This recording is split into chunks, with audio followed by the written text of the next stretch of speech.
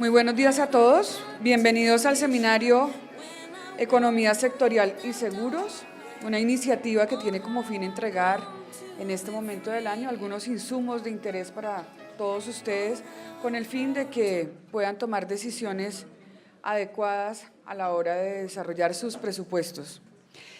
En este momento entramos en conexión vía streaming. Invitamos a todas las personas que se encuentran aquí a que le avisen a quienes así les interese que se pueden conectar a través de www.fasecolda.com para que puedan también aprovechar este importante seminario. Igual los invitamos a unirse a nuestra cuenta de Twitter, Fasecolda Oficia, para lo pertinente. Para dar inicio a nuestra agenda del día de hoy, invito a las palabras de instalación al doctor Jorge Humberto Botero, presidente de Fasecolda.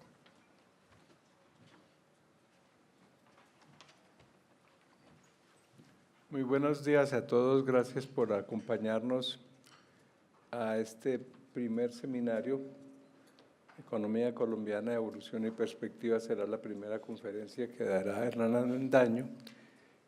Y nuestro seminario gira, como lo ven ahí, sobre los impactos que el entorno económico tiene en la actividad aseguradora. La aspiración que tenemos con este nuevo producto que añadimos al portafolio de la institución es proveerle a las compañías de seguros elementos de juicio que puedan incorporar en sus procesos presupuestales del próximo año que ya deben estar iniciando. Imagino que en cualquier coyuntura económica un ejercicio de esto sería útil, pero más lo es en momentos en que la economía colombiana está en una situación de bajo crecimiento, con expectativas que no son del todo halagadoras, pero que tampoco son, ¿qué diría yo?, catastróficas, bajo el supuesto de que la macroeconomía se maneje bien por parte de las autoridades. En eso yo debo decir que tengo confianza. Si algo ha tenido Colombia a lo largo de muchos años es una buena política macroeconómica.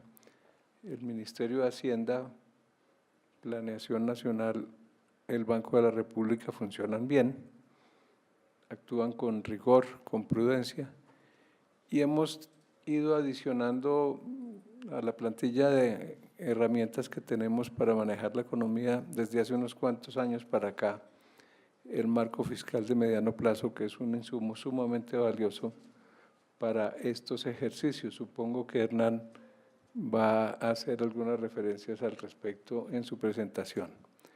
Yo agradezco profundamente no solo la presencia de ustedes y de las compañías que representan,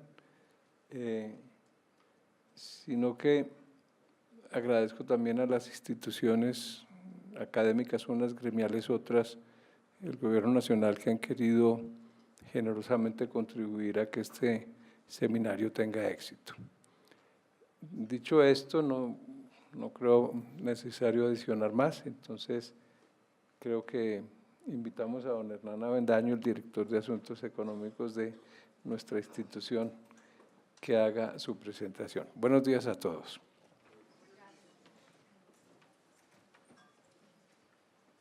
Gracias, doctor Botero. Vuelvo a reiterarles, las personas se pueden conectar a partir de este momento vía streaming a través de www.fasecolda.com. Iniciamos entonces nuestra jornada del día de hoy con la presentación de Hernán Avendaño Cruz. Él es nuestro director de estudios económicos, que se referirá a la situación y perspectivas macroeconómicas del país. Bienvenido, Hernán. Muy buenos días.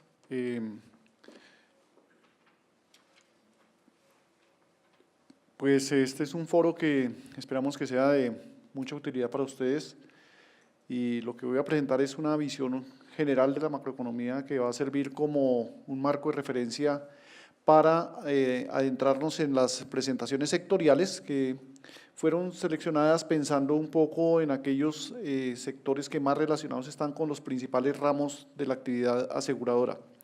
Y nuestro esquema va a ser una presentación de unos 20 minutos, y luego un espacio para preguntas en el cual esperamos que tengan ustedes una participación muy activa para obtener pues claridad sobre los puntos que consideren convenientes. Este es nuestro contenido. Primero, una mirada muy rápida a la economía mundial, unas cifras agregadas de la economía colombiana y luego señalar algunos elementos que tendrán alguna incidencia hacia adelante en la economía, así no las hayamos mencionado en el cuerpo de la presentación. Entonces, con respecto al panorama global, pues en general los analistas coinciden en que terminó eso que se denominó la gran recesión, que comenzó con la crisis mundial de 2008-2009. Vemos aquí en esta gráfica las últimas proyecciones del Fondo Monetario Internacional que muestran un repunte en el presente año. Si bien no son unas tasas muy altas con respecto en particular a los promedios que se observaron antes de la crisis mundial, es importante que muestran una estabilidad o unos fundamentos sólidos que permiten pensar que la economía va a crecer a unas tasas relativamente estables. Sin embargo, siguen allí de fondo algunas limitaciones que harán que las tasas de crecimiento no sean mucho más altas y que empiezan a afectar la dinámica mundial, que son factores estructurales como el envejecimiento de la población, las bajas tasas de inversión, básicamente que están limitando también la productividad. Hay problemas de productividad en las economías desarrolladas y esos son los factores que hacen que, si bien puede ser un crecimiento relativamente sólido, no va a ser un crecimiento muy alto como ocurriría en otros periodos de reactivación.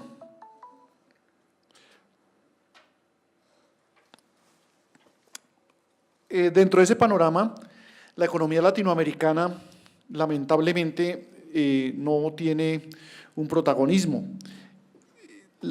Si bien la situación va a pasar de una tasa de crecimiento negativa en el año anterior a una positiva, permanentemente se han venido bajando esas expectativas en el presente año. Y esto porque las principales economías también siguen en proceso de desaceleración, es decir, Colombia no es una isla en ese proceso de desaceleración, sino que ha sido generalizado. Pues hay economías como Brasil, que va a tener una leve recuperación después de la recesión más prolongada que haya tenido en mucho tiempo, pero vemos como, por ejemplo, en Perú las revisiones que se han hecho a la baja son muy notables y es la economía que va a tener mayor crecimiento en la región. Y lo mismo pasa con Chile, con México, con Colombia, como bien lo sabemos. ¿Cuáles son los efectos que está teniendo esa recuperación, digamos, como a dos niveles? Una, por un lado, de las economías desarrolladas y algunas economías emergentes como China y la India, y versus lo que está ocurriendo con América Latina, pues que de todos modos se está observando un repunte del comercio internacional después de 2 años de caída como consecuencia de la menor demanda global, pues el crecimiento de la economía del comercio se está observando en el presente año. Aquí lo vemos reflejado a través del crecimiento de las exportaciones a mayo, el acumulado a mayo es de un 8.9%. Y pues esto es evidente cuando se mira por países. En esta gráfica se mira cuál era la fotografía en mayo acumulado en mayo del año pasado. Cada barrita es un país de 72 países a los cuales le hace seguimiento la OMC. Vemos que la mayor parte de los países estaban con crecimientos negativos y en particular pues Colombia aparecía entre los de mayor caída en las exportaciones.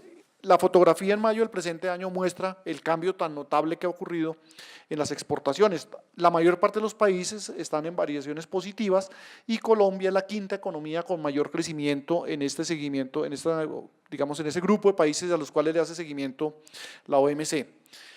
El otro elemento también relacionado con la recuperación de la demanda mundial pues es el aumento de los precios de los productos básicos. Los productos básicos que fueron uno de los factores que impactó negativamente a las economías latinoamericanas, dejaron de caer a comienzos del año pasado y han venido en una gradual recuperación y actualmente están creciendo al 11.8% en la canasta del Fondo Monetario Internacional. Y cuando se mira por productos, también se observa que hay una gran cantidad de productos básicos que tienen tasas de crecimiento positivas, muy pocos están cayendo y algunos de ellos con unas tasas de crecimiento bastante altas, como es el caso del carbón, que tal vez aquí el atril les tapa a ustedes, que tiene una tasa de crecimiento de más del 50% y que son productos que afectan pues nuestras exportaciones. ¿Cuáles son los riesgos que persisten en la economía mundial? Pues son muy conocidos. Por un lado está el factor Trump. El factor Trump en 6 meses está cambiando muchas cosas de la economía mundial, está generando unas incertidumbres desde el punto de vista geopolítico, desde el punto de vista de los riesgos de una guerra comercial, desde el punto de vista de desatar políticas proteccionistas, incluso la misma permanencia del presidente Trump es algo que se empieza a discutir en algunos medios. Todo esto está empezando a tener una serie de efectos, la pérdida, la cesión voluntaria del liderazgo, y por otro lado una economía china o unos líderes chinos que quieren tomar un papel mucho más protagónico a nivel mundial, y luego aparece en el ajedrez político también las economías de Europa, en particular Alemania, y también aparece Japón, que quieren como retomar retomar ese liderazgo, tomar ese liderazgo que está cediendo Estados Unidos y a tratar de hacerle contrapeso a las aspiraciones de China. Todo esto lo ha desatado Trump en el término de 6 meses que lleva de gobierno. Otro factor generador de incertidumbre pues es el Brexit. El Brexit es un salto al vacío. Hoy no se sabe realmente qué es lo que va a ocurrir. May planteó un Brexit duro para recoger lo que pensaba la población que votó en el referendo, y la respuesta fue una posición muy dura de la Unión Europea, pasándole factura por unas cifras muy grandes. Y entonces pues esto ha obligado un poco a repensar y a discutir más el tema. Convocó a unas elecciones en las cuales no les fue muy bien, y están surgiendo algunos grupos que están planteando la necesidad de hacer un nuevo referendo que por lo menos modere las aspiraciones de lo que se está denominando el Brexit y la salida del Reino Unido de la Unión Europea. Y China, la principal economía emergente, también está planteando una serie de riesgos. Muchas personas están viendo muy positiva la recuperación de China este año, con crecimientos superiores a los que se proyectaban, pero también en el fondo preocupan muchas cosas como el apalancamiento tan grande que está teniendo esa economía. Entonces, recientemente en el Fondo Monetario Internacional, el Banco Internacional de Pagos, la revista The Economist han llamado sobre ese tema, que podría ocasionar una desaceleración de la economía china muy fuerte, mucho más fuerte que la observada hasta ahora, y podría tener repercusiones muy profundas sobre el mercado de productos básicos y en general sobre la economía global. Y también aparece en el panorama un riesgo de las economías emergentes con relación a las tasas de interés. Las economías desarrolladas vienen en un proceso de normalización de su política monetaria que se refleja en aumentos de las tasas de interés, y esto empieza a afectar y a preocupar a los analistas por el endeudamiento tan grande que se observó en las economías emergentes durante los periodos de tasas de interés muy bajas a nivel mundial, y también pues por la apreciación de sus monedas, en las cuales se hacía muy barato el endeudamiento. Hoy en día, con un dólar apreciándose fuertemente y con un riesgo de tasas de interés que están creciendo, pues puede generar problemas en algunas economías. En particular se observan pues hay unas brechas muy grandes en algunas de ellas, y eso es lo que está preocupando a los analistas. Puede haber más elementos, pero son como los elementos, el panorama muy general de la economía global. En Colombia, como bien sabemos, la economía se desaceleró mucho más de lo que se esperaba en el primer trimestre. Fue en cierta medida una sorpresa, una tasa de crecimiento del 1.1 en el primer trimestre, pero hay un factor que ha pasado como muy de agache, digamos, muy poco percibido, y es el que a mí me parece más preocupante, y es la caída de la inversión. La inversión lleva 7 trimestres consecutivos cayendo. No tiene precedente desde que se llevan cuentas trimestrales del PIB, no tiene precedente. O sea, este siglo. Posiblemente diría uno a ojo de buen cubero que algo parecido pudo haber ocurrido en la crisis de finales del siglo pasado, pero en este siglo no habíamos visto eso. Y esto es un elemento que empieza a afectar el crecimiento, el PIB potencial de la economía colombiana se empieza a ver seriamente lesionado por este problema. Y las malas noticias pues provienen además de la reciente presentación del presupuesto, del proyecto de ley de presupuesto del gobierno, en el cual de nuevo el factor fundamental del programa de austeridad es la inversión pública. Tiene 7 billones de recorte presupuestados el gobierno en el proyecto de ley que está presentando al Congreso. Para este trimestre que acabó de cerrar, el segundo trimestre, el ICE, que es el indicador anticipado, está mostrando una ligera recuperación que podría permitir anticipar que ese trimestre posiblemente haya sido un poco mejor que el primero. O sea, podríamos estar alrededor del 1.5, pero ciertamente todavía son tasas muy bajas de crecimiento, si bien como lo vimos en el panorama latinoamericano, pues esto luce como algo muy positivo. Y esto lleva a que las continuas revisiones de los analistas hoy en día estén ubicando nuestras tasas de crecimiento esperadas para el presente año en un rango entre el 1.5 y el 2.4. Y esto de 2.4 es porque la CEPAL no ha publicado una revisión reciente de las cifras. Seguramente cuando la publique vamos a estar nuevamente con tasas inferiores. Ahí el Banco de la República tiene su encuesta de expectativas que le está apuntando alrededor del… el Banco República publicó una tasa del 1.8, pero hay miembros de la Junta Directiva como Ocampo que estaban hablando del 1.5%. En materia fiscal, pues también es conocido que los choques externos que sufrimos, en particular el choque petrolero, descuadraron las finanzas públicas y ya llevamos 2 reformas tributarias por cuenta de eso, un aumento del endeudamiento público, unos programas de austeridad, y el año pasado el déficit fiscal cerró en el 4%, alejándose de la senda trazada por la ley de regla fiscal. Las proyecciones del gobierno es que para el presente año el déficit fiscal será el 3.6, lo revisó el 3.3 que estaba inicialmente previsto y plantea que se puede converger nuevamente hacia la senda que traza la ley de regla fiscal hacia el año 2020, más o menos estaríamos en esa línea. Sin embargo, hay analistas que cuestionan esa posición porque en particular los ingresos de la última reforma tributaria no son lo que el gobierno esperaba. El gobierno cuando presentó la reforma había planteado un ingreso del 1% del PIB en el primer año y que fuera creciendo en particular por mejora en la gestión del recaudo, etcétera. Y algunos analistas privados lo que muestran es que eso no va a ser así. Primero que todo, la reforma, como lo vimos en la ley de adición presupuestal, generó alrededor del 0.6%, 0.7% del PIB, pero además se prevé que ese efecto se vaya agotando en el tiempo como consecuencia de la desaparición de algunos impuestos. Entonces, esto deja algunos interrogantes que se reflejan en que la senda del déficit fiscal posiblemente sea diferente a la que el gobierno está planteando. En particular, Armando Montenegro y Guillermo Perry plantean que la tendencia sería a un deterioro más grande del déficit fiscal. La respuesta a eso del gobierno ha sido pues, anunciar un plan de austeridad mucho más dramático para el año entrante y plantea que no es necesario hacer nada más. Sin embargo, lo que surge de estos análisis es la posibilidad de una nueva reforma tributaria, posiblemente 2018, 2019, o un mayor endeudamiento o un mayor crecimiento del déficit fiscal, cualquiera de las 3 cosas.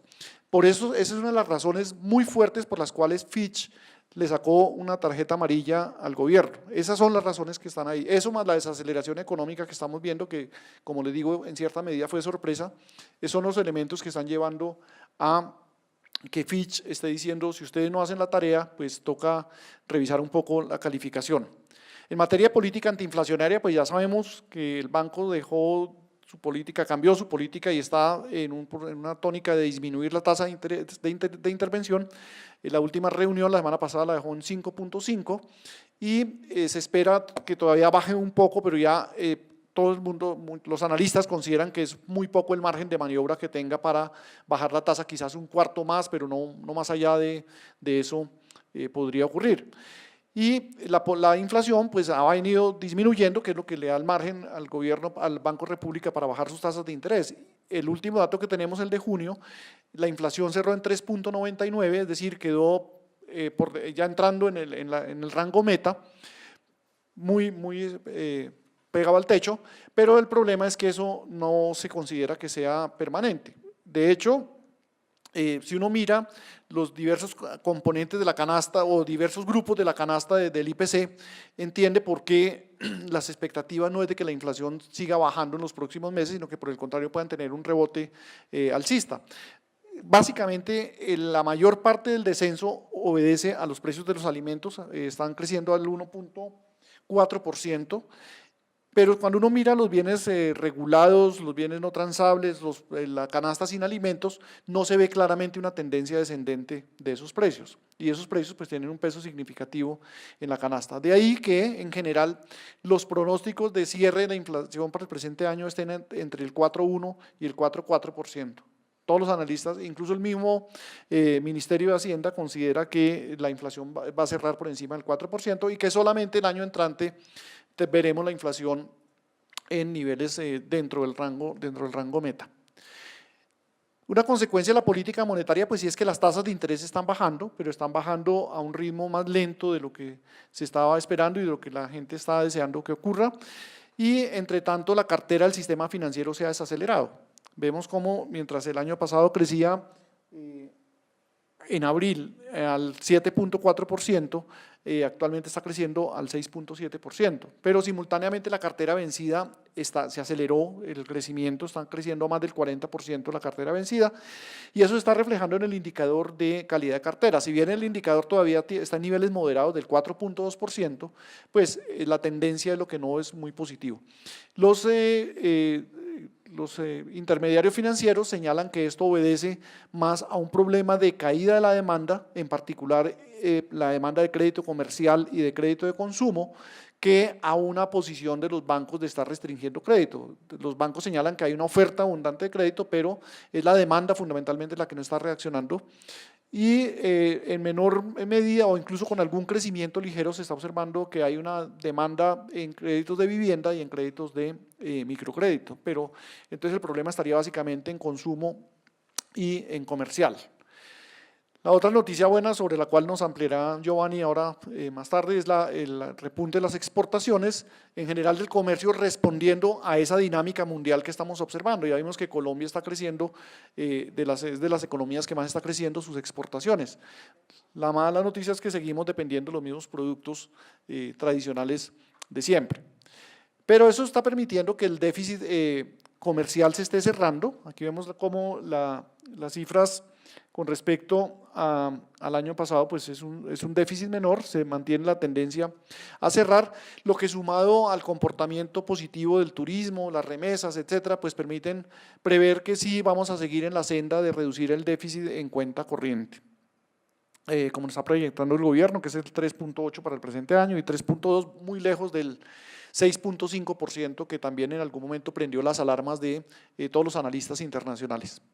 En desempleo, pues mantenemos una tasa del orden del 9%, 8.5%, estamos allí, 9.5%, estamos con una tasa que rompió la tendencia descendente que venía observándose desde hace varios años y se mantiene allí, hay ratos que está por encima de los años anteriores, hay ratos que está por debajo, pero ya hay algunos analistas que empiezan a considerar que es como un poco extraño ese comportamiento que le hemos puesto el nombre de resiliencia del mercado laboral, como una caída del crecimiento del orden del 4.8% a una tasa de crecimiento del 2% no se está reflejando en el mercado laboral.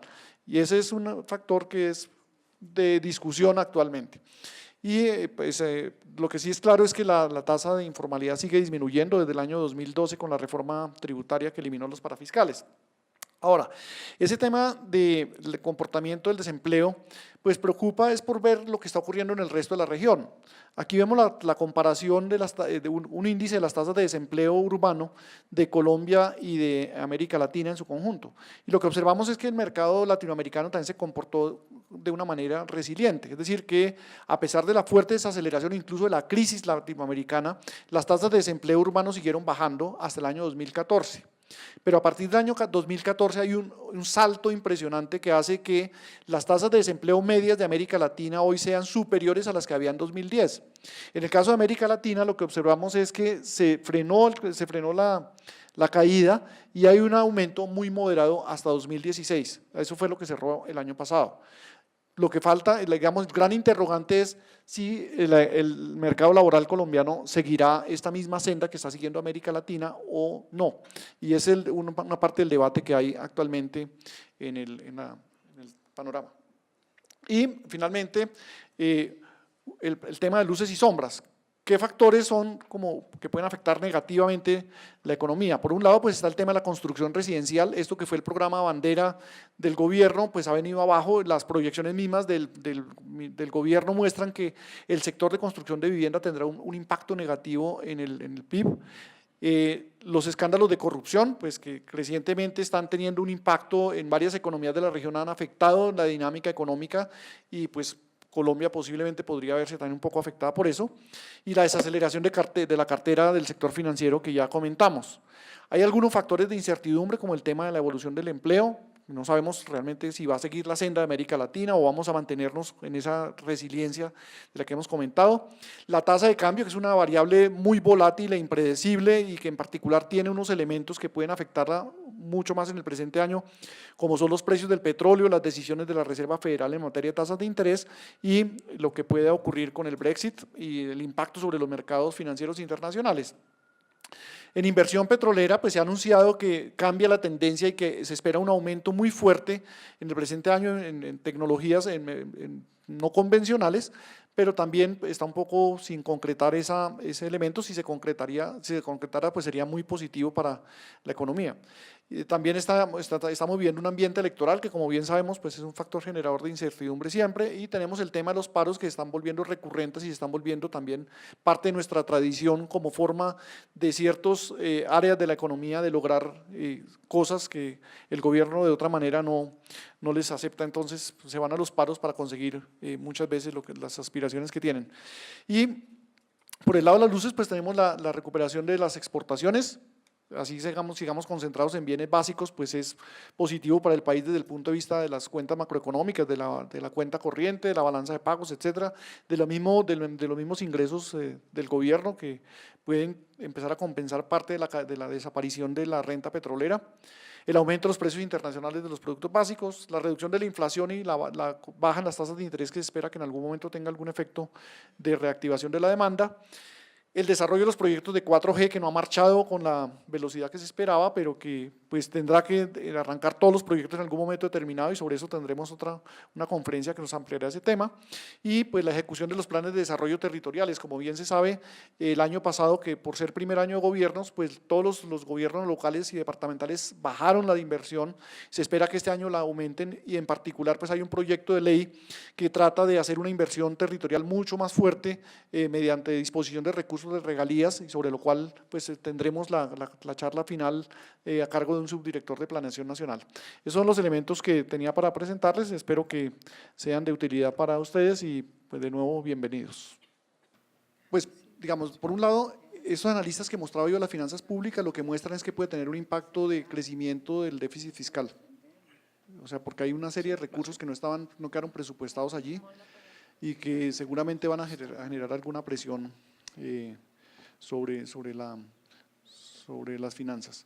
Por el lado del gasto, pues uno esperaría que tuvieran un efecto positivo. Hay pues el rubro que más va a atraer recursos o va a generar un uso de recursos públicos es el del sector agropecuario, porque es un sector en el cual, pues recordemos que es el punto número 1 del acuerdo y es el que tiene unas reformas más grandes y etcétera. Todo ese tipo de cosas podrían tener un impacto muy grande.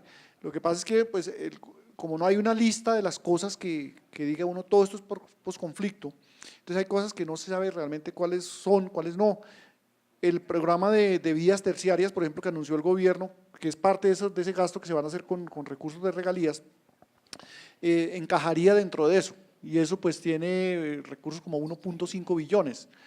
Entonces, si el gobierno en total piensa de reorientar 7 billones de pesos de regalías, si eso lo logra, pues obviamente el impacto de eso sería muy grande desde el punto de vista de empleos y de crecimiento, porque pues demanda muchas cosas de las empresas, etcétera, pero eso no está mirado en ninguna parte, no está cuantificado, no está medido los impactos de esa variable. Y hay otra variable que se me escapó, que me hacían aquí la observación, y es Venezuela. Y Venezuela se nos escapa porque ya estamos acostumbrados a que Venezuela está tan mal que ya no hacemos referencia a ella, porque pues la proyección de este año es la única economía que va a seguir con tasas de crecimiento negativas, y la reciente revisión que hizo el Fondo Monetario Internacional le pasó de -7 a -12% del PIB. O sea, es una cifra que a nosotros no nos cabe en la cabeza cómo puede crecer una economía, cómo puede caer tanto. Pero sí empieza a preocupar un tema muy grande, que puede tener un impacto muy grande sobre la economía colombiana, que es el tema de la migración. Vemos cómo día a día está aumentando el flujo de personas y eso genera presiones sobre el gasto público.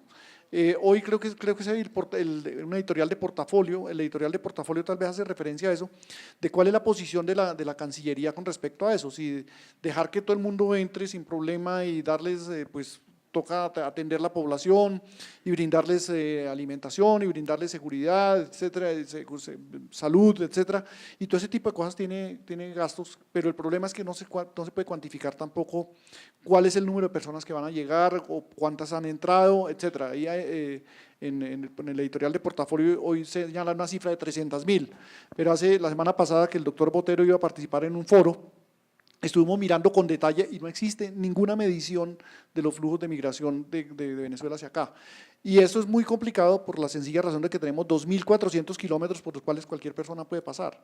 Hay unos puntos, los puntos fronterizos más importantes, se ha establecido una especie de cédula y allí se sabe cuántos venezolanos están pasando, pero también es que hay muchos colombianos que están regresando o muchos hijos de colombianos que tienen la doble nacionalidad y por lo tanto se contabilizan como colombianos, entonces no se estaría considerando estrictamente como migración. Entonces son dos temas que son muy grandes, el del impacto del posconflicto y el impacto de Venezuela, que todavía no se pueden cuantificar debidamente. Lo que uno esperaría es que pues, el posconflicto trajera un efecto positivo y que lo de Venezuela nos genere unas presiones de gasto muy fuertes.